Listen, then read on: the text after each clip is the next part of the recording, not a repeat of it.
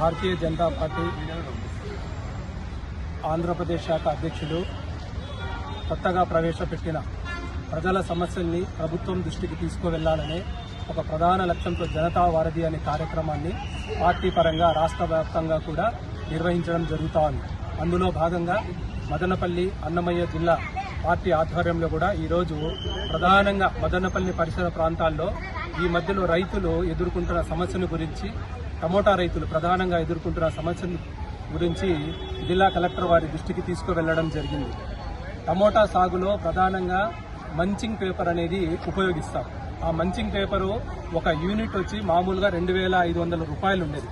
కానీ ఇక్కడ ఉన్నటువంటి డీలర్లు అన్యాయంగా ప్రభుత్వం ఎటువంటి ధరలు పెంచకపోయినా సరే కేవలం ప్రభుత్వం పెట్రోల్ డీజిల్ రేట్లు పెరిగిపోయినాయి యుద్ధం కారణంగా, దానివల్ల దీన్ని కూడా మేము పెంచుతా ఉన్నామని చెప్పి దాన్ని సడన్ గా ఎటువంటి అధికారిక ఉత్తర్వులు లేకుండా 3,200 రూపాయలు పెంచేశారు.